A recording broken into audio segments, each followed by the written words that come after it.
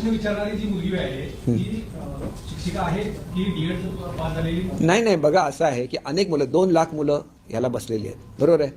त्यांची परीक्षा तर मे महिन्यातच झालेली आहे. मे महिन्यात परीक्षा झाल्यानंतर कोर्टाचा स्टे होता. स्टे उठल्यानंतर प्रत्येक जिल्ह्याचं त्या ठिकाणचं रोस्टर तपासायला लागतं. रोस्टर तपासल्यानंतर एक शासनाने अतिशय महत्त्वाचा निर्णय घेतला जो सगळ्यांना कळला पाहिजे की याच्यापुढे जनरल ज्या सरकारी नोकऱ्यांच्या बदल्या होतात त्या पद्धतीने शिक्षकांच्या बदल्या होणार नाहीत. त्यांना स्थैर्य लाभलं पाहिजे आणि त्याच्याचबरोबर शिक्षणाचा दर्जासुद्धा सुधारला पाहिजे.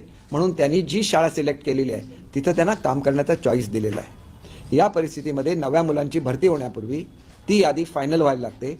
त्याप्रमाणे प्रत्येक जिल्हा परिषदेने मागणी करायला लागते आणि ही मागणी करायची शेवटची तारीख त्यांना 5 डिसेंबर आहे आणि 5 डिसेंबरपर्यंत प्रत्येक जिल्हा परिषदेने मागणी करायलाच लागेल. आणि मग आपल्याला कुठला जिल्हा पाहिजे त्याप्रमाणे चॉईस हा त्या मुलांना असतो जे सिलेक्ट झालेले आहेत. त्याच्यामुळे जो मनुष्य लिस्टमध्ये वरचा आहे त्याला अगोदर चान्स असणार त्याचा जिल्हा निवडण्याचा. अशा पद्धतीने प्रत्येकाचे जिल्हे निवडले जातात, त्यांना त्या त्या जिल्ह्यामध्ये पोस्टिंग दिली जाते आणि नंतर ही प्रक्रिया पूर्ण होते. ही प्रक्रिया प्रत्येक शिक्षक भरतीमध्ये राबवली जाते.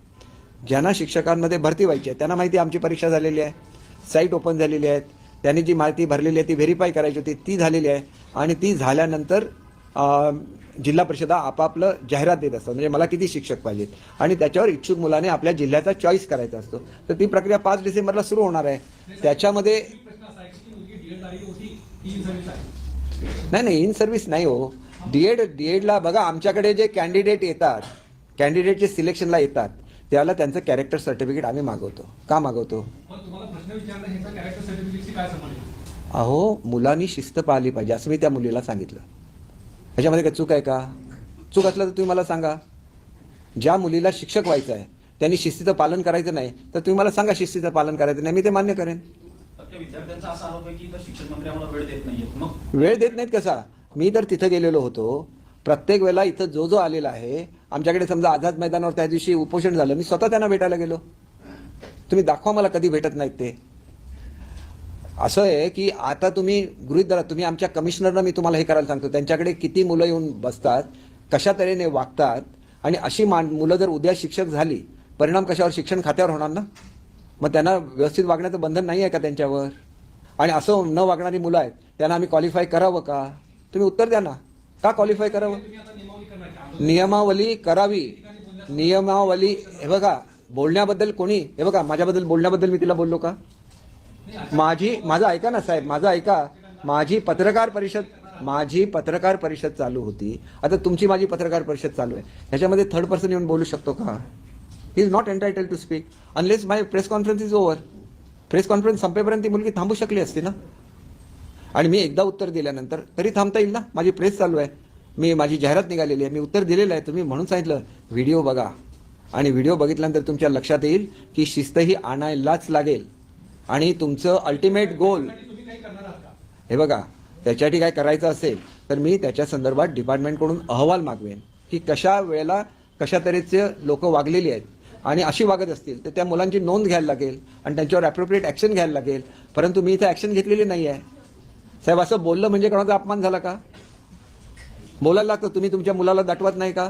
मी त्यांच्याकडे लहान मुलं म्हणून बघतो, मी त्यांच्याकडे माझे शत्रू म्हणून नाही बघत. परंतु वॉर्न करायलाच लागतं की शिस्त पाळ हे सांगायलाच लागतं आणि मी ते सांगितलेलं आहे. त्याच्यामध्ये काहीही चुकीचं आहे असं मला वाटत नाही.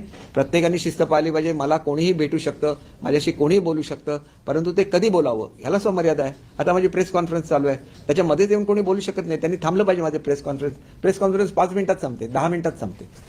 सर एक मराठी प्रश्न आहे सर. प्रकाश आंबेडकर यांनी सांगितलंय की प्रकाश आंबेडकरांचं विधान आहे की 6 डिसेंबर नंतर राज्यात जातीय दंगली घडवून आणण्याचा प्रयत्न होईल.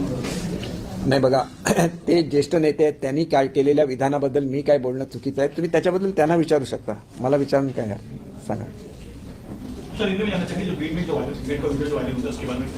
बीड में जो वीडियो वायरल हुआ उस वक्त मेरी प्रेस कॉन्फ्रेंस चल रही थी. एक इच्छुक कैंडिडेट जिन्होंने अप्रोच किया है टीचर्स भर्ती के लिए, वो आके मुझे सवाल कर रही, तो मैंने उनको बोला कि मेरी प्रेस चल रही है और मैंने उनका जवाब भी दे दिया. फिर जब प्रेस चल रही है और जब रिकॉर्डिंग चल रहा है तो मैं उनके साथ बात नहीं कर सकता, मैं प्रेस के साथ ही मुझे बात करनी चाहिए. फिर भी वो बोलती रही तो मैंने उनको बोला कि आपको आगे चढ़ के टीचर बनना है और टीचर बन के आपको स्टूडेंट को डिसिप्लिन सिखानी है तो डिसिप्लिन का पालन आपको भी करना पड़ेगा ताकि हमारे बच्चे डिसिप्लिन बने।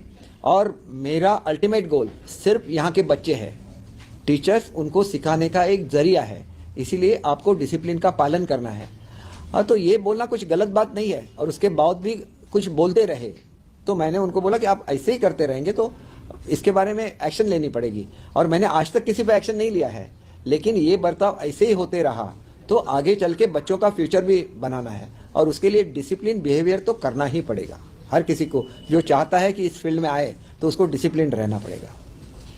सत्ता बदल होत असताना काही आमदारांचे व्हिडिओ प्रसारित झाले होते की टेबलवर उभं राहून नाचताय त्या पिरियडमध्ये, जेव्हा सगळे सुरत गोवा गेले होते, तर हे आमदारांचं वर्तन शिस्तीत येतं का? म्हणजे आणि तुम्ही शिक्षकांकडून अपेक्षा जेव्हा करता, साहेब, आमदारांचा आणि शिक्षकांचा काय संबंध आला सांगा मला? याच्याशी हा संबंधित आहे का विषय?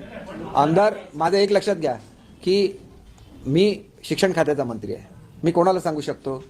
मी शिक्षकांना सांगू शकतो, जे इच्छुक आहेत त्यांना सांगू शकतो की आपण व्यवस्थित वागलं तर हे वागतील। तसंच जर मला सांगितली त्यांची नावं, त्यांना सुद्धा मी सांगू शकतो तुम्ही व्यवस्थित वागा, हे सांगण्यामध्ये कोणाचाही अपमान होत नाही। त्या मुलाला मी व्यवस्थित वाग म्हणून सांगितलं, हा का अपमान झाला का? हे बघा साहेब, हे तुम्ही मला काहीतरी वर्षापूर्वीचा प्रश्न विचारला जो याच्याशी संबंधित नाही, तर मी त्याचं उत्तर कसं देऊ? तुम्ही मला शालेय शिक्षणाच्या संदर्भात सांगा की टीचर्सनी मिसबिहेव केलं तर मुलं उद्या काय करणार आहेत? मुलं मिसबिहेव करणार की करणार नाहीत?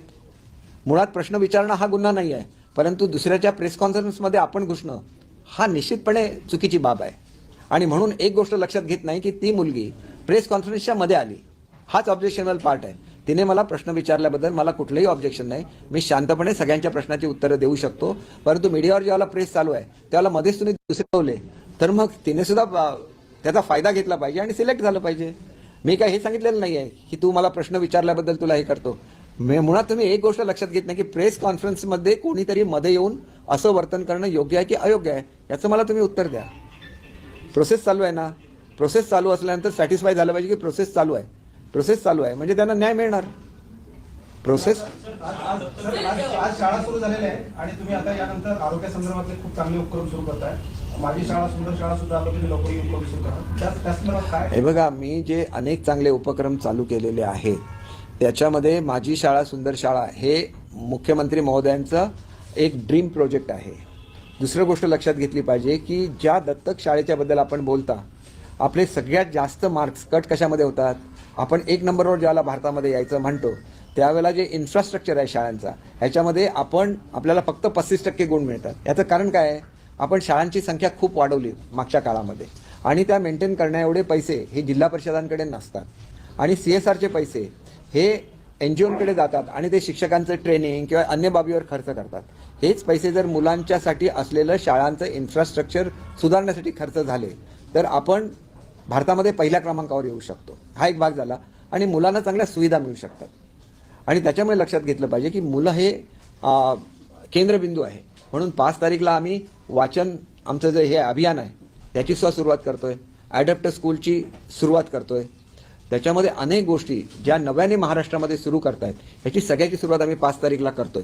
आपण किचन गार्डनची सुरुवात करतोय, त्यानंतर मुंबईतल्या सगळ्या शाळांच्या टेरेसवर आपण किचन गार्डन दिलेले आहेत। म्हणजे अनेक अभियान आपण सुरुवात करतोय जी शाळांच्या हिताची आहेत। So one video of yours went viral, and wherein we can see that your way of speaking towards a teacher who was asking her about her rights was not okay, and it seems She was not asking about her rights. First thing that my video, my press conference was going on.